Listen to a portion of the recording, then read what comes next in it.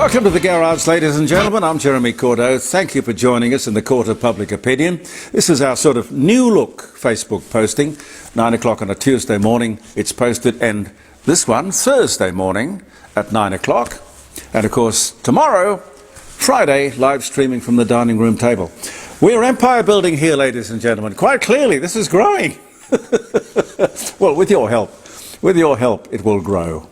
And I'd like to thank those people who had, not only Peter Clayton, because there were people who had posted very helpful comments about how to increase the audience and the reach of the program by going on YouTube. And I love YouTube. I think it's the most interesting, the best television channel that you could imagine. So much stuff there, you can't imagine.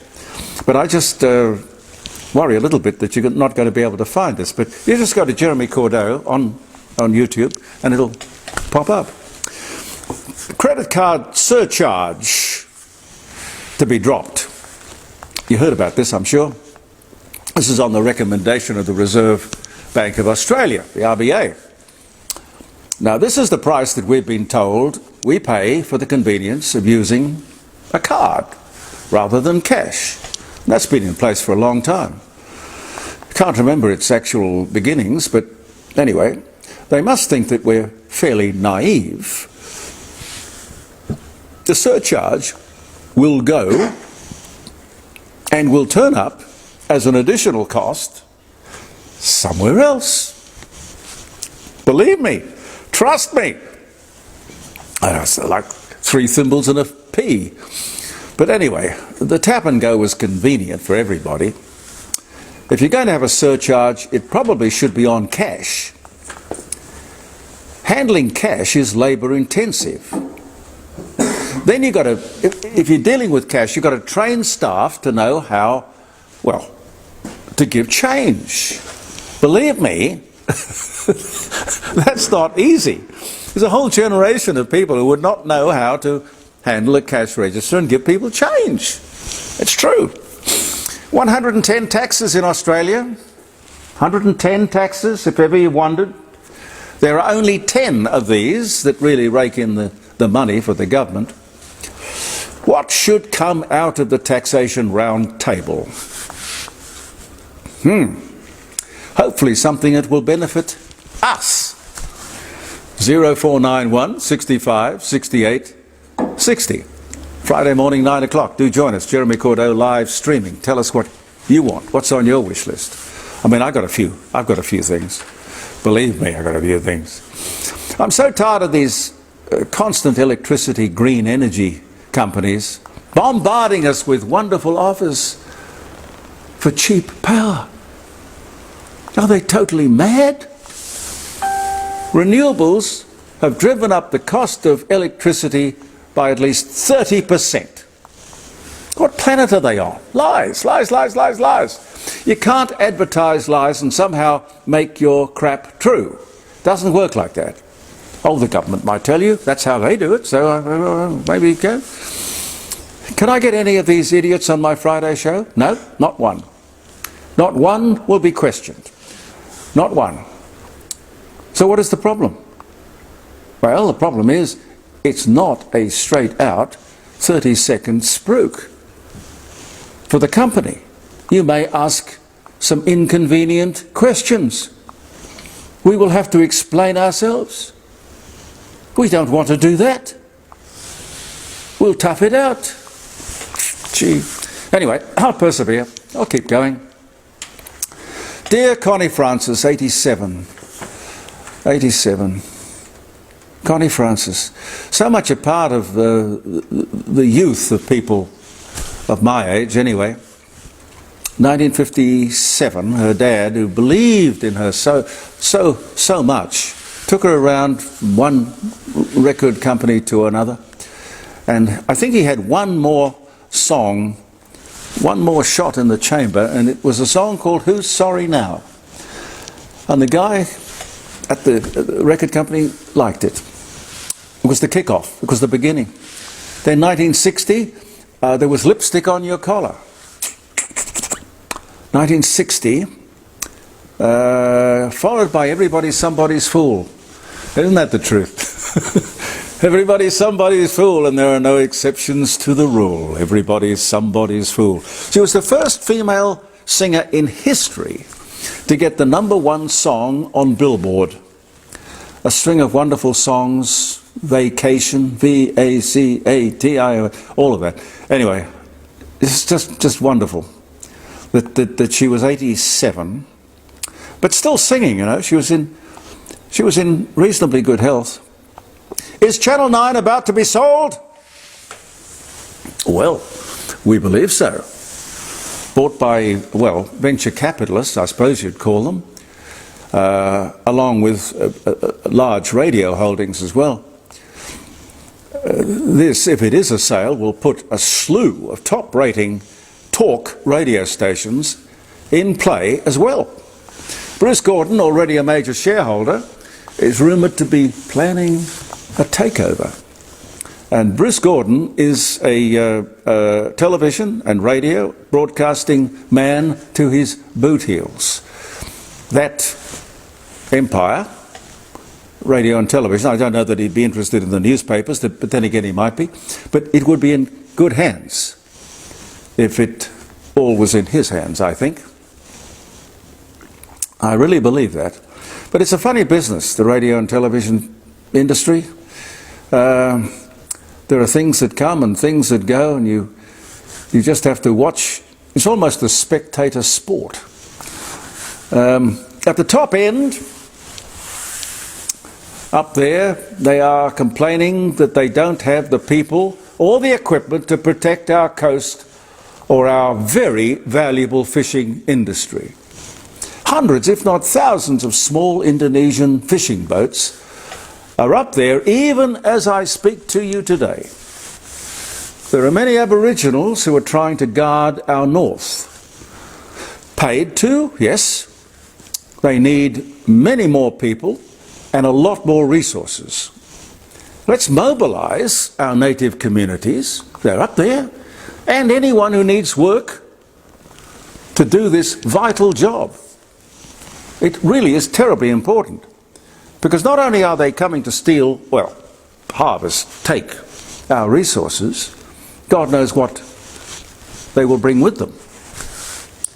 There is no other work up there, and there is nothing more important, vital, than this job of protecting our fishing industry and our northern shores. Think about it. And speaking about up there, the Torres Strait Island climate change case has been heard in the federal court. Their decision, federal court, was handed down last week. Yes, ladies and gentlemen, 2 Torres Strait Islanders are suing us. Well, more correctly, the Australian government. Why? How? They claim that we are responsible for the climate change that is causing the sea levels to rise. What or who is responsible for these people? Are they being manipulated or at least influenced, used, certainly financed? The case argues that climate change is the cause of rising sea levels and we're responsible. That this ever got to federal court, and at what cost, is amazing. Even if you believe in this climate nonsense, Australia is responsible for 1.3% of global emissions. There is absolutely nothing that we can do, but then again, it's not about doing something, it's about money, compensation. That's what they're suing us for. If you were really looking to the court for a remedy for your imagined or contrived problem, you'd be suing China or India or both, who between them are responsible for most of the global emissions. Now, I don't even believe you can establish a link between emissions and your problem, rising sea levels. You haven't made the case. At best, it's a theory. Why this wasn't thrown out of court, how it got to court in the first place, is incredible. It is very expensive to go to court with something like this. these simple people wouldn't have had the knowledge or the money, so who's behind it? But the court has decided. This is the kicker. The court has decided that Australia has no duty of care over the tide or the climate or anything that may come up as a result of either. Damn right. But what did this nonsense cost? This is why these poor people are where they are and the lawyers are where they are. The Aboriginal legal industry at work, and God knows what percentage of the $50 billion that we give to Aboriginal causes is soaked up by these legal and land right cases and all the rest of that stuff, while the Aboriginals suffer in poverty. It's unbelievable that it's allowed to go on. A new drug, an injection taken twice a year, can halt HIV. Now, at the moment, it costs $26,000 per needle. $26,000 per needle. Now, this is a disease of choice. And today we have 1.6 million new cases a year. And like monkeypox or mpox or whatever they want to call it, it is mostly a problem of sub-Saharan Africa, and a sexually transmitted disease which is a lifestyle choice, totally preventable. Don't do it. A disease of choice. Oh, I'll get into trouble for saying that probably. Yet government will be lobbied to pay taxpayers' money to subsidise this new revolutionary treatment. I say no. It's about behaviour modification. Don't do it and you won't die. Or risk your life, at least. It's that simple. Talk to me on Friday if you disagree with it. Cuba, which is one of the last remaining communist countries in the world, along with North Korea, a bit of rather capitalistic Vietnam. Anyway, Cuba is facing a rebellion. They used to say in Cuba, no one will get rich, but everyone will be well off. Gee, if you could write that stuff, they'd love that in Canberra. You know, they'd think you're fantastic. What a great line. No one will be rich, but everyone will be well off. Anyway, well, the left, you must understand, is very good at lying. Not only have people been left behind, thousands of people are on the streets of Havana as we talk today, going through garbage cans, struggling to find enough food to live. They have no medicine. They have no support from their communist, socialist leaders. So there may well be another revolution in Cuba. Cuba today, a far cry from the 50s when it was a kind of... I don't want to look back with the rose-coloured glasses, but it was a kind of paradise, perhaps a decadent paradise. But the people were well off compared to where they are today, for God's sake. Watching Sarah Ferguson on 7:30 talking to Angus Taylor from the Liberal Party, trying to manoeuvre him into some sort of contentious statement that Australia would follow the United States into war somewhere, meaning, of course, Taiwan, simply because we were obliged to. Now, I respect Angus Taylor. He's an Oxford graduate, smart guy, I guess. But listen, all he has to say to this woman is something like, I'm sorry, Australia is not going to war, we are going to peace. What we are doing is to establish a strong presence in this part of the world with our allies, the United States, which will ensure our security. It has nothing to do with compromising our sovereignty. Our alliance with the United States assures mutual strength. We are not compromised. We believe in strength and freedom through mutual respect. Now, I don't know why such a simple statement is so hard for somebody who has an Oxford degree behind him, but he danced around the questions as if he was trying to avoid the questions. We are allies of the United States of America. If we are attacked, they'll come to our aid. If they are attacked, we will come to their aid. It's very simple. What are these people trying to prove? Semantics, word games, bloody ABC. But the Liberals have to have people who are good on their feet. Angus needs some coaching. Angus is fine. But you have to be able to handle the likes of Sarah Ferguson, for God's sake. Now, I know we're going to run out of time, so just let me remind you that our sponsors, our wonderful sponsors, are the Rising Sun, often chosen as the best inn or pub in South Australia, with a history that goes back to 1845. Lots of atmosphere, wonderful bar, great hospitality, fantastic food, and a huge range of the most delicious wines that you will ever taste. The Rising Sun at Kensington, Bridge Street, Kensington. You'll love it. And as I say, tomorrow I will have Jim Elder on the show talking about his upcoming auction. He's out there looking for paintings of distinction or interesting paintings, worthwhile paintings. You may have one hanging on the wall or stuck in the attic. Tune in tomorrow and Jim will tell you all about it. It could be worth thousands, tens of thousands, hundreds of thousands of dollars. It really is that simple. Chris Bowen.